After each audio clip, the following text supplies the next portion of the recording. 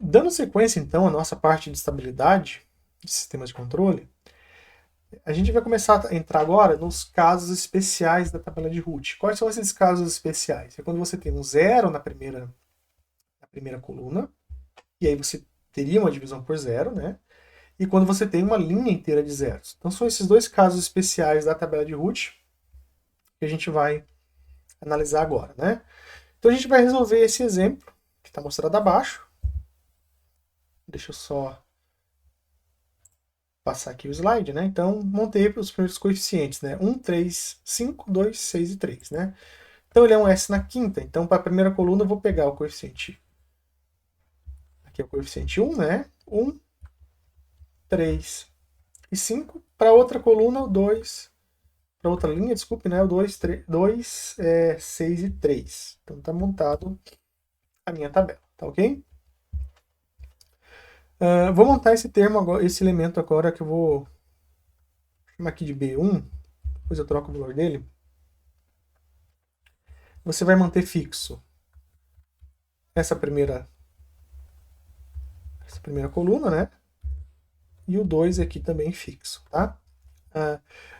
Aí que vem uma prática na hora de montar a tabela, né? Como eu sei que tem o negativo do determinante, e é comum a gente esquecer esse negativo, eu gosto de montar minha tabela da seguinte maneira: fazer o determinante, só que na ordem inversa das diagonais, né? Porque o determinante é a diagonal principal menos a secundária. Eu faço o seguinte: a diagonal secundária menos a principal, porque isso já incorpora aquele sinal negativo e é mais fácil de eu não esquecer. Mas a montagem fica com vocês, tá? Como que eu monto esse B1? Eu vou pegar o que está à direita dele, né? Que é o 3 e o 6, e aí eu faço o determinante nesse sentido. 2 vezes 3 menos 1 vezes 6, ou seja, aqui deu zero. Tá? Então já zerou aqui a primeira coluna. Tá? O próximo elemento, o elemento agora que eu vou colocar aqui, coloquei uma caixinha porque eu não sei o valor dele, né? Eu pego o que está à direita, tá? Então é 2 vezes 5, que é 10, menos 3, dividido por 2, então vai dar 7 meios, tá? O que está à direita agora desse outro termo que a gente está querendo calcular, né? Como não tem nada à direita dele, é zero, né? Então, simplesmente zero, não precisa fazer o determinante, tá?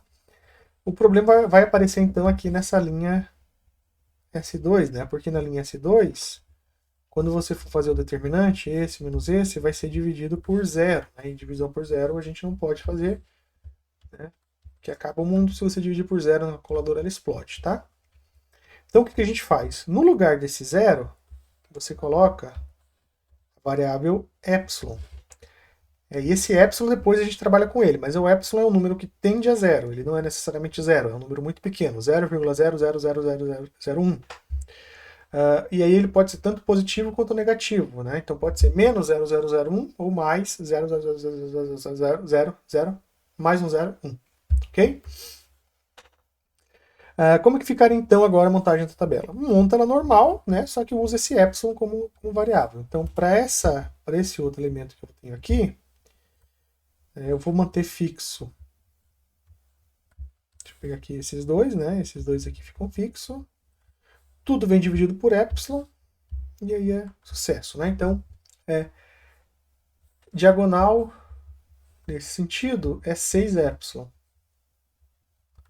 Menos 7, né? Porque é 7 meios vezes 2, sobre 7 dividido por 2. Esse próximo elemento, a gente vai pegar esses dois agora, que é o que está à direita, né? Então é epsilon vezes 3, que é 3 epsilon, dividido por menos 0 dividido por epsilon, sobra o 3. Tá? Então deu para pegar a ideia, né, da montagem da tabela, é só você trocar o 0 por epsilon. A linha S1 vai dar um pouco grande, né? Porque você vai fazer 6ε menos 7 vezes 7,5, de menos 3ε, dividido por tudo aquilo ali de novo. Então dá um pouco de trabalho devido à álgebra ali que está envolvida, né? Mas eu vou passar um pouco o slide para a gente chegar ali, né? Então a gente vai substituir o 0 por ε e continua a montagem da tabela, tá? Então essa linha S1 que deu um número aí bem grande, né? Depois vocês tentam chegar nesse valor, mas a gente multiplicou esses dois, depois a gente subtraiu pelo produto desses dois e dividiu por tudo isso daqui. Então é uma trabalhada ali que você chega nesse valor. Não é complicado, né? Só para a gente economizar tempo aqui no vídeo. E por fim, né, o 3, né, você vai ter esse trambolho inteiro aqui vezes 3, menos 0, dividido pelo trambolho inteiro, vai sobrar o 3 sozinho. E agora, como é que eu faço a análise de sinal? Você vai pegar o epsilon e vai fazer o epsilon tender a positivo ou o epsilon tender a negativo. Tanto faz a tua escolha, tá? A tua escolha tem sempre a mesma conclusão. Vamos chegar no epsilon positivo, tá? Então, epsilon, lembre, o epsilon agora é um valor positivo próximo de 0. Então, aqui é o 1 positivo, o 2 positivo, o epsilon é positivo, correto? Tá? Agora, nessa linha S2, você tem 6 vezes um número muito pequeno, que tende a 0, menos 7, vai sobrar só o menos 7. Dividido pelo epsilon positivo, vai dar um número muito grande, só que negativo, ok? Então, aqui é negativo. Nisso aqui tudo agora, nessa linha S1, 6ε² é 0, porque o epsilon é próximo de 0. 42ε também é 0, vai sobrar só o menos 49. Na linha de baixo vai sobrar só o menos 14, porque 12 vezes 0 menos 14 sobra menos 14. Então é negativo por negativo dá positivo e aqui positivo de novo. Então eu tive duas mudanças de sinal. Então esse sistema ele é instável, tá? E ele tem dois polos no semiplano da direita. A gente já sabe como consegue concluir isso. Dois polos no semiplano da direita. Como ele é um polinômio de quinta ordem, os outros três polos só podem estar no semiplano da esquerda. Vamos fazer de novo essa análise, só que agora considerando o epsilon negativo, tá? O epsilon agora é negativo. Então aqui eu tenho positivo no 1, positivo no 2 e agora eu cheguei no epsilon. Epsilon negativo. 6ε vai ser um número praticamente zero, né? Menos 7 vai sobrar só o menos 7, dividido por epsilon é um número muito grande, porém eu tenho negativo dividido por negativo. Positivo. Essa conta toda que eu vou fazer de novo, né? Aqui vai tender a 0, aqui vai tender a 0, aqui vai tender a 0, vai ficar 49 dividido por 14, que dá um número positivo, e aqui positivo de novo. Quantas mudanças de sinal eu tenho? Uma mudança, duas mudanças. Então, duas mudanças de sinal, a gente chega na mesma conclusão, tá? Em resumo, né, se aparecer um 0 na primeira coluna, o teu sistema de cara já é instável, tá? Você continua o preenchimento da tabela para saber quantos estão na direita, quantos estão na esquerda e assim por diante. Beleza? Então esse aqui seria o caso especial, né? Aqui está a análise dos sinais, né? Caso você esteja, quando vocês forem acompanhar só o slide, né? Então duas mudanças de sinal, fechou. Esse aqui então seria o primeiro caso especial. O outro caso especial, esse sim talvez dê um pouco mais de trabalho para interpretar, é quando você tem uma coluna inteira de zeros, tá? Então aqui é um outro caso. Coluna inteira de zeros significa que ali naquele polinômio completo você pode fatorar ele e você vai encontrar uma parcela que é um polinômio par. E o que é um polinômio par, né? Qual é a característica do polinômio par? O polinômio par ele possui as raízes dele simétricas em relação ao eixo real. Tá? Ele vai manter sempre a simetria. Então essa regra vai ser importante para a gente depois saber quantos polos estão na direita, quantos estão na esquerda, ou quantos estão no J ômega, porque aqui começa a aparecer polo no J ômega, né? Eu posso ter uma distribuição simétrica da seguinte maneira, né? Então, dois polos, no caso esse em azul, né? Um vai estar em menos 3 e o outro vai estar em 3 positivo, tá? Dois polos simétricos. Então isso é característica do polinômio par. Então em algum momento na tua tabela de Root, caso tenha um polo em -3 e o outro em +3, vai aparecer uma linha de zeros. Polos puramente imaginários, como esse outro caso, aqui vamos colocar aqui J6, J-6, também é característica do polinômio par, tá? Então se você tiver dois polos no eixo J ômega, obviamente que você vai ter pelo menos dois, né? Se está no J ômega, ele vai aparecer uma linha de zeros. E a outra situação, você pode ter polos quadrantis, né? Então aqui seria -3 mais J6. Aqui seria o -3 menos J6. Esse aqui seria o +3 mais J6 e o outro simétrico, né? +3 menos J6. Então você pode também ter uma distribuição dessa forma. Você vai achar uma linha de zeros. Interessante que a análise que a gente faz a partir da linha de zeros, a gente está avaliando o polinômio par. O que a gente faz antes da linha de zeros, a gente está avaliando a outra parcela do polinômio que não é o polinômio par. Então, a partir da linha de zeros, tá, a gente tem que ter consciência de que você vai ter uma distribuição simétrica em relação ao eixo real. Antes da linha de zero, não. Pode acontecer qualquer coisa, tá? Vamos a um exemplo, então, né? S na quinta, 7S na quarta, 6S ao cubo, 42S quadrado, 8S mais 56. Então a gente vai fazer a tabela de Root, tá? Então eu coloco aqui 1, 6 e 8, né? Que são aqui, ó. Aqui eu tenho 1 no 5, 6 e 8. Nos pares eu tenho o 7, o 42 e o 56. Quando você tem uma linha múltipla de algum número, você pode fazer uma simplificação, tá? Então aqui a gente fez a nossa simplificação por 7. Então ficou 1, 6 e 8 ao invés de 7, 42 e 56.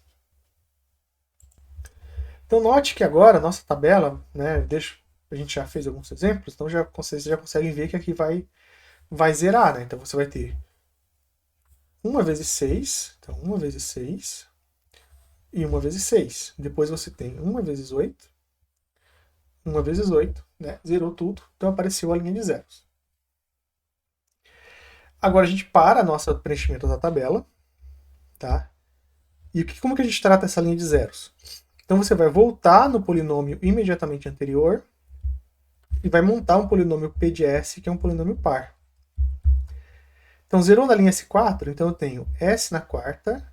Qual que é o coeficiente dessa outra coluna? 6. Então, mais 6S quadrado. Qual que é o coeficiente dessa outra coluna? 8. Mais 8S na zero. Então você montou o teu polinômio par com os coeficientes da linha acima. Depois você deriva esse polinômio em função do S. Eu vou ficar com 3S ao cubo mais 12S mais 0. Então esses coeficientes 3, 12 e 0 vão ser os coeficientes da nossa linha de zeros. Então aqui eu vou ter, em vez do 0, eu vou colocar o 3. Em vez do 12, do 0 aqui eu coloco 12. Aqui já era 0, continua 0. E segue o baile preenchendo o restante da tabela com esses coeficientes agora, né? Tá, então aqui a gente faz uma pausa, né? Volta para a linha anterior, pega o polinômio, deriva e substitui na tua linha S3, né? Então a gente vai substituir aqui.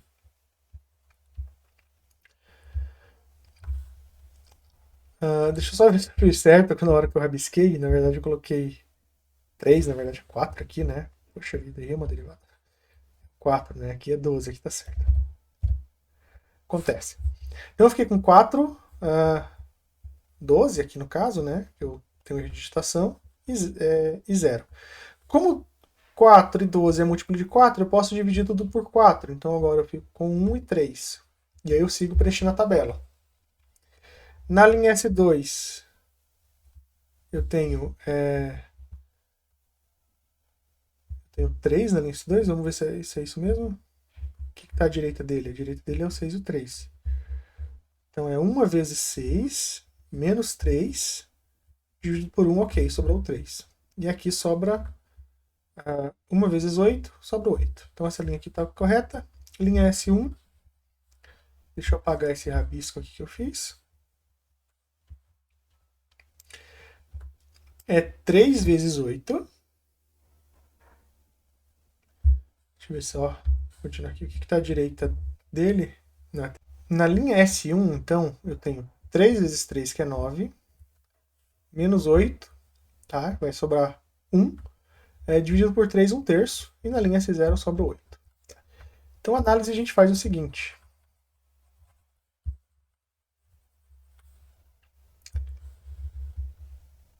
Zerou na linha S4, né? Então daqui para baixo a gente está avaliando um polinômio par.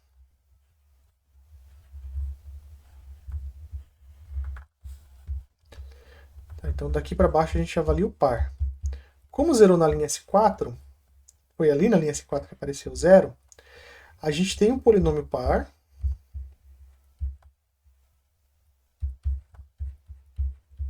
de quarta ordem.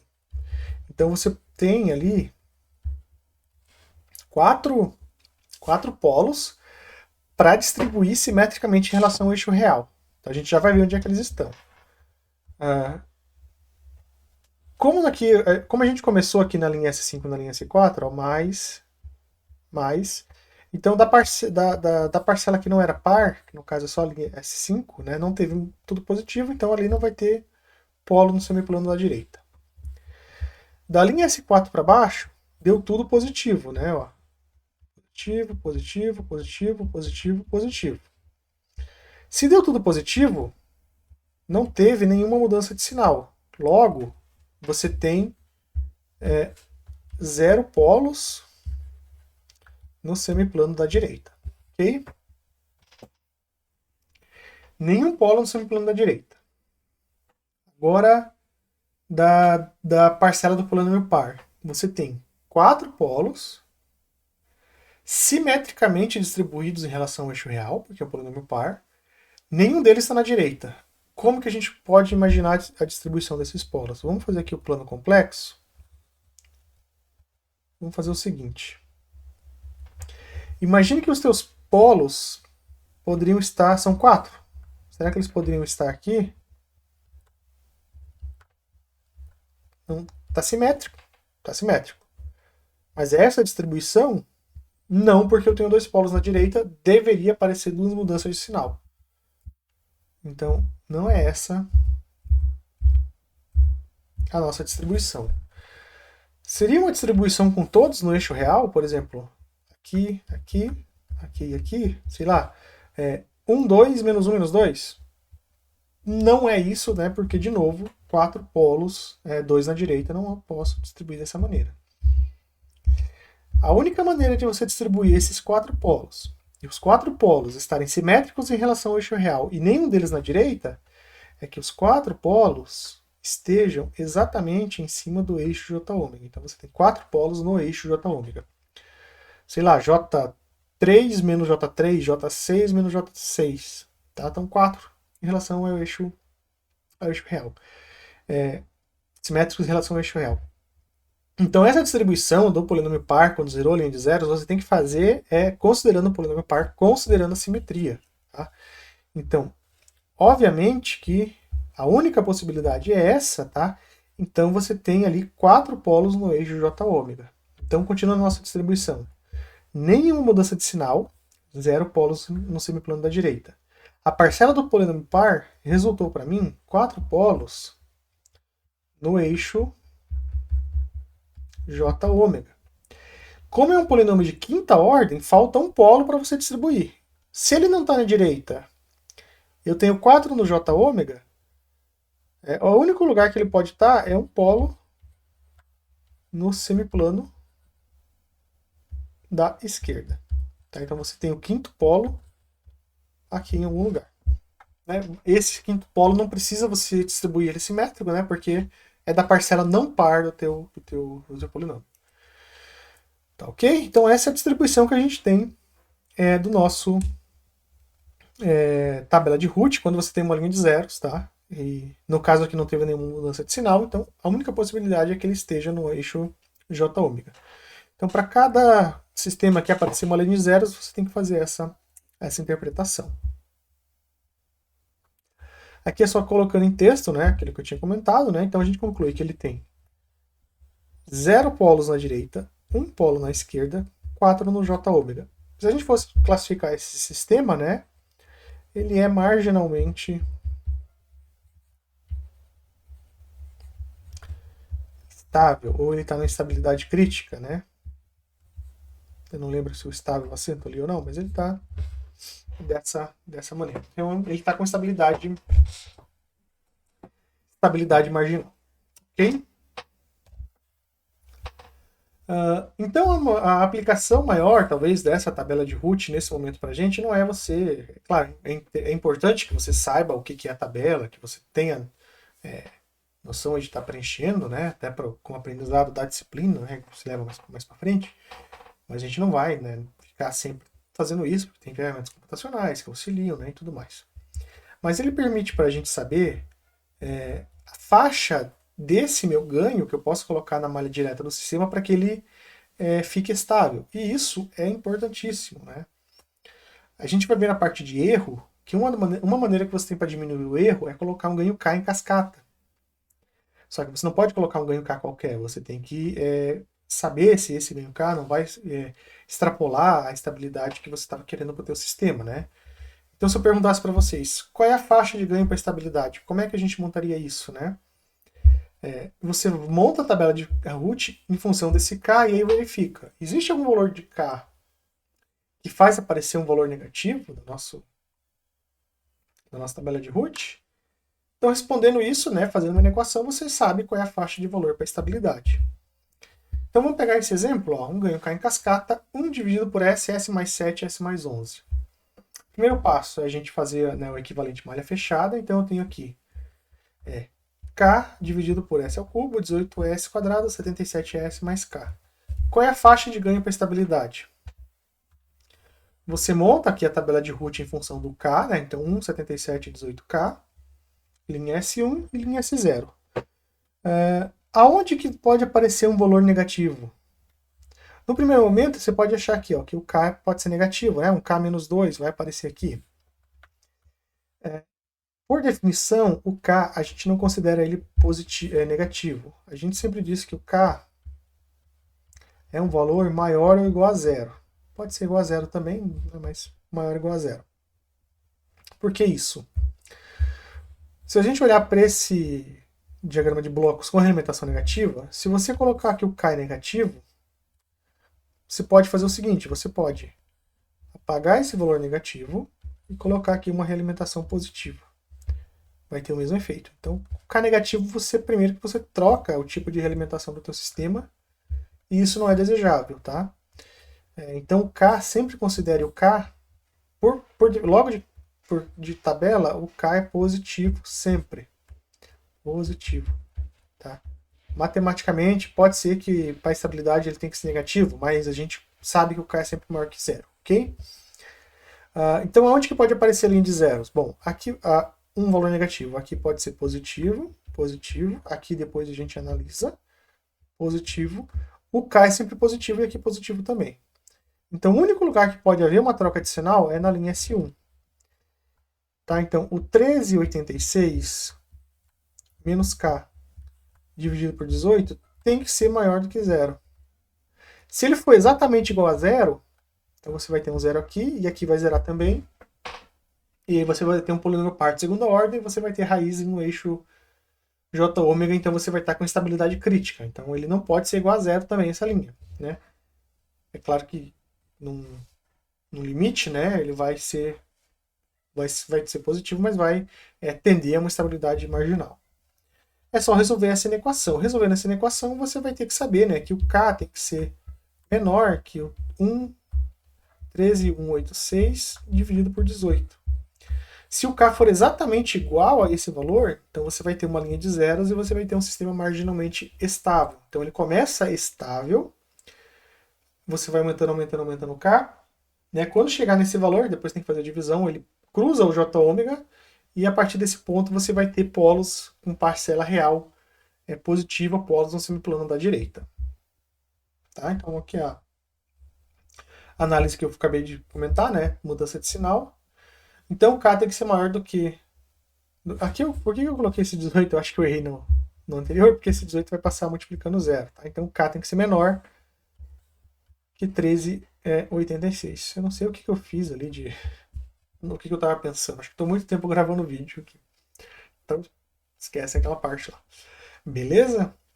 Mas a explicação que eu dei era válida. Então assim que a gente pode estar utilizando essa tabela. Então você sabe que esse sistema, o ganho máximo que tu pode dar é 1.386. Obviamente que quanto mais perto o K chega desse valor, mais ele se aproxima para a instabilidade, o sistema, né? Então ele vai ficando cada vez mais oscilatório. Tá certo? Visto então essa parcela de erro, de estabilidade, o próximo tema de vídeo é erro em regime permanente. A gente vai avaliar a diferença entre entrada e saída do sistema. Ok? Obrigado então por assistir até aqui, né? E bons estudos. Até mais.